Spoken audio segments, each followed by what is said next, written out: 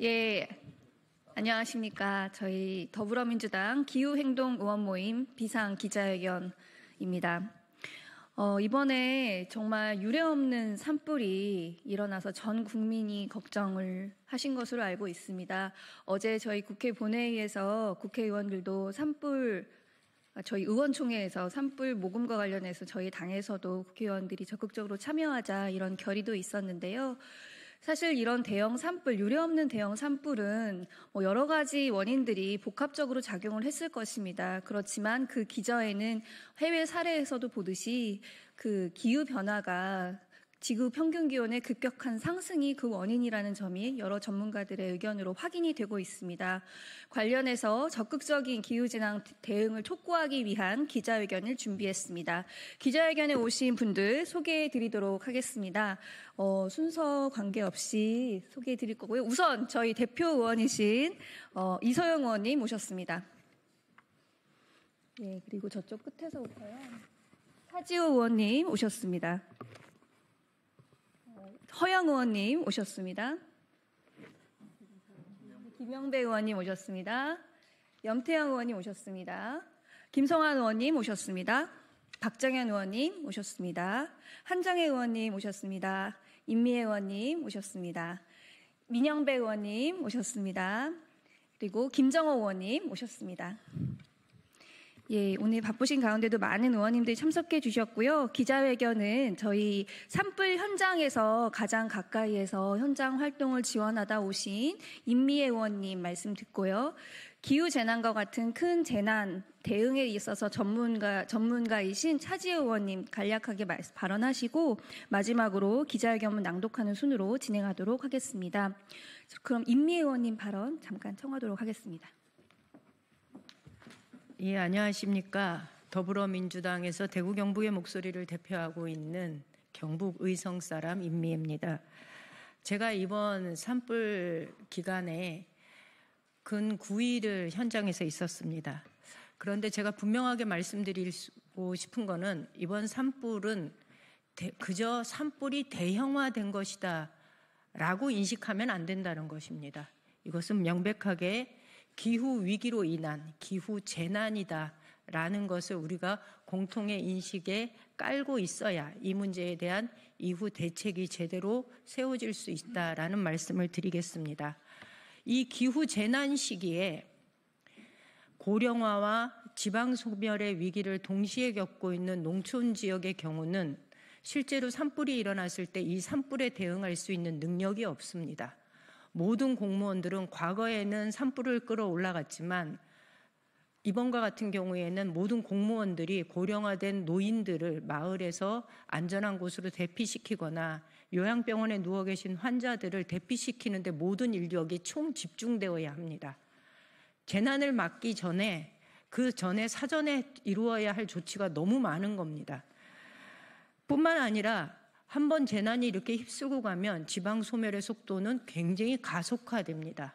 저희는 그래서 재난 이후가 훨씬 더 두렵다라는 말씀을 드리고 싶습니다.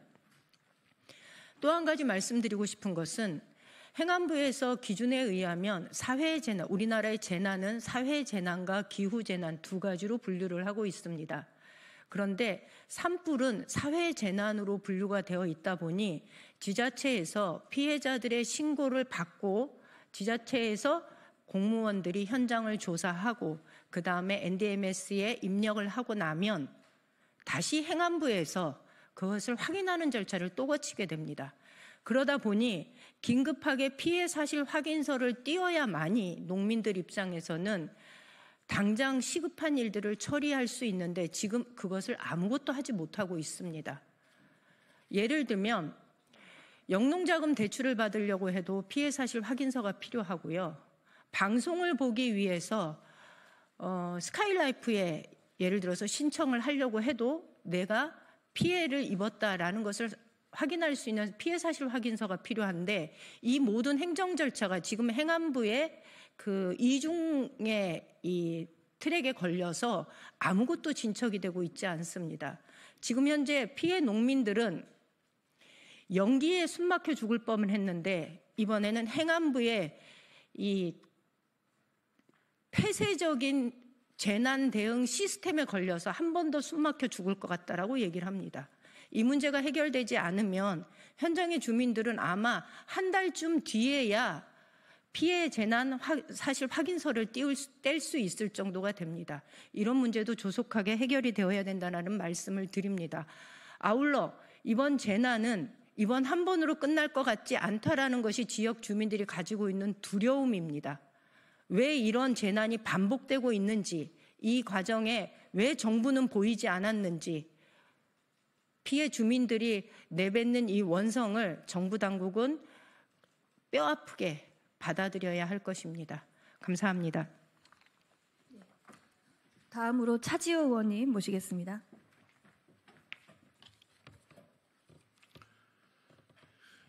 이번 산불과 관련해서 심각하게 염려되는 지점들이 몇 가지 있습니다. 가장 염려되는 것은 이 산불이 반복될 가능성이 높다는 말입니다. 기후비 위기가 지구 온도가 1, 2도 이상 이렇게 높아졌을 때 이 높아진 온도는 그 극단적인 기후의 출렁임을 일으킵니다. 그렇게 해서 지표면에 있는 수분의 이제 양들을 굉장히 다르게 바꾸게 됩니다. 예를 들어서 집중호우가 쏟아지고 가뭄이 반복되는 형태로 이어질 가능성이 높고, 그렇게 됐을 때 집중호우가 와서 이제 초목이 무성해지고 나서 가뭄으로 이게 다시 굉장히 말라버리면 산불 발생의 위험도가 굉장히 높아집니다. 그래서 산업화 이전에 비해서 지금 기후변화가 일어나고 나서 한국에서도 산불이 발생 가능한 위험 일수가 130 이상 증가한 걸로 파악이 됐습니다. 그렇게 됐을 때 이제 그 지역에 있는 고령화 문제 혹은 경제 취약성 문제와 함께 이런 산불들이 다시 보다 큰 규모로 반복됐을 때 우리는 그 피해를 막을 수가 없습니다. 이런 재난이 심각한 거는, 재난은 예방되지 않으면 인명피해를 사실 막기가 굉장히 쉽지가 않습니다. 일어나고 나서 피해를 막기에는 너무나 많은 인력, 많은 시스템이 필요합니다. 그렇기 때문에 이런 산불과 관련된 여러 재난의 리스크를 미리 파악을 해서 여기에 대해서 예방적으로 접근하는 것이 굉장히 중요합니다. 산불뿐만 아니고 다양한 극단적 재난들이 기후 위기와 함께 몰려올 것이고, 그거는 기존에 우리 사회가 가졌던 여러 위기 상황과 결합해서 어떻게 보면 대한민국이 감당하기 어려운 이제 위기들을 만들어낼 것입니다. 거기에 대해서 선제적으로 리스크를 파악하고 예방적으로 접근하는 것이 굉장히 중요합니다. 그리고 산불이 발생하게 됐을 때 실제 예측된 이런 산불들이 발생하게 됐을 때 거기에 대해서 인명피해를 줄이기 위한 시스템을 광범위하게 구성하는 게 중요합니다. 한두 부처의 능력으로 감당할 수 있는 부분이 아닐 수도 있습니다. 이젠 전 부처가 이런 기후위기와 관련된 리스크에 대해서 예방적으로 파악을 하고, 그리고 이 리스크에 대응하기 위해서 온 사회가 노력하지 않으면 우리는 제2, 제3의 산불, 그리고 또 다른 재난에서 있게 되는 큰 생명의 손실을 막을 수 없게 될 것입니다. 지금부터 시작을 해야 될 것 같습니다. 말씀 잘 들었습니다. 제가 소개를 안 했는데 저는 의정부 갑 박지혜 의원입니다. 예, 저희 준비한 기자회견문 그럼 낭독하고 마치도록 하겠습니다. 극한의 산불이 우리에게 남긴 과제, 이제 국회가 행동해야 합니다. 역대급 산불 복구와 지원에 최선을 다하겠습니다. 국민 모두가 긴장 속에 지켜봤던 대형 산불들이 다행히 진화 완료되었습니다. 특히 영남 지역에서 발생한 이번 산불은 75명의 사상자를 내고 주택 3,400여 채가 전소된 역대 최악의 산불이었습니다. 피해 면적은 지난 1월 전 세계를 놀라게 했던 미국 LA 산불의 2배에 달했습니다. 무엇보다 중요한 것은 삶의 터전을 잃은 이재민들이 하루빨리 일상으로 돌아갈 수 있도록 돕는 일입니다. 국회도 추경을 포함해 가능한 모든 수단을 동원해 복구와 지원에 함께 하겠습니다. 그러나 이 산불을 단순히 끝난 일로 여기고 안도할 수는 없습니다. 기후재난은 더 자주, 더 강하게 반복되고 있습니다. 최근 그린피스가 카이스트에 의뢰한 연구 결과에 따르면 기후위기로 인해 국내 산불 위험 일수는 산업화 이전 대비 연간 최대 120일 증가했습니다. 가장 크게 증가한 지역은 바로 이번 산불이 발생한 경북입니다.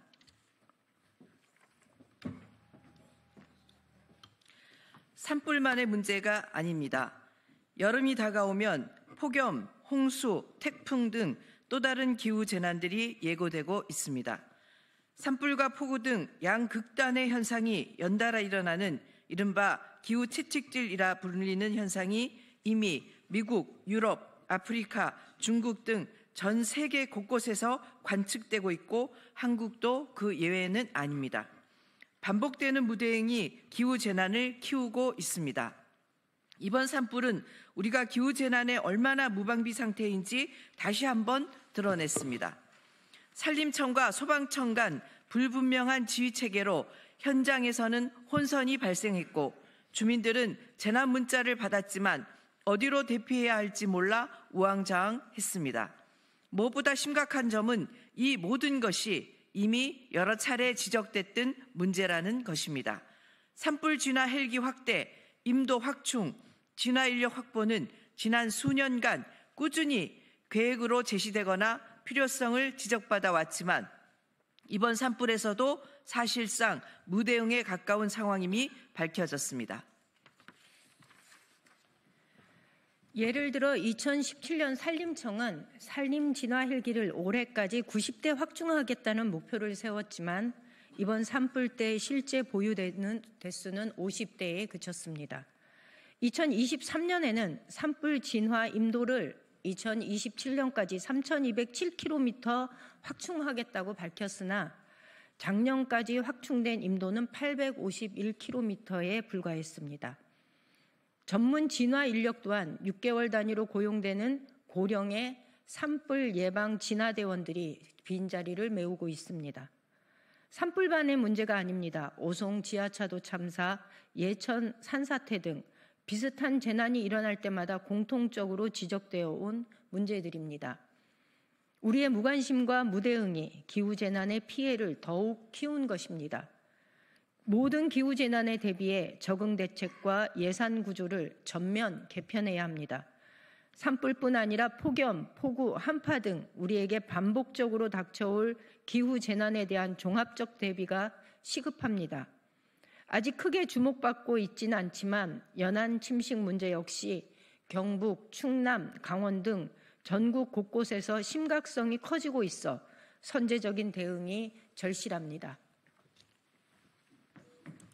현재 우리나라의 제3차 국가 기후변화 적응대책은 홍수, 가뭄, 산불 등의 재난에 대한 대응을 포함하고 있지만 관련 사업 규모는 총 예산의 1% 수준에 불과하며 기후재난 대응 대책 역시 그 일부에 그치고 있습니다. 기후 대응 기금도 마찬가지입니다. 현재 기금의 용도에는 기후위기 적응이 포함되어 있지 않아 재난 대응에 활용하기 어렵습니다. 기금 용도를 조정하거나 별도 적응 기금을 마련하는 등의 구조적 개편이 필요합니다.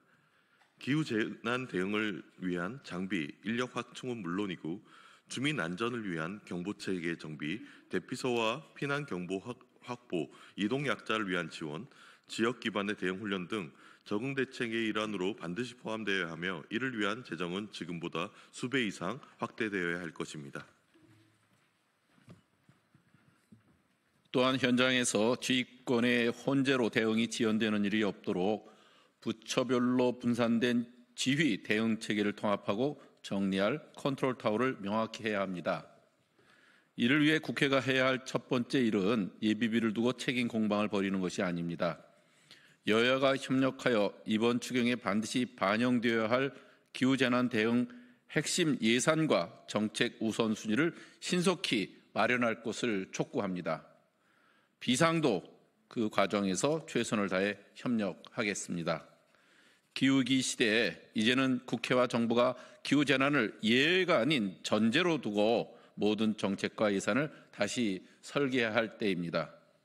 더불어민주당 기후행동의원 모임 비상은 이번 산불이 남긴 뼈아픈 교훈을 결코 잊지 않고 앞으로 다가올 다양한 기후재난에 대비할 수 있도록 국회 차원의 입법과 예산 정비에 앞장서겠습니다. 기후위기 앞에 국민의 생명과 안전을 지키기 위해 최선을 다하겠습니다. 2025년 4월 3일 더불어민주당 기후행동의원 모임 비상 1동. 기자회견 마치겠습니다. 감사합니다.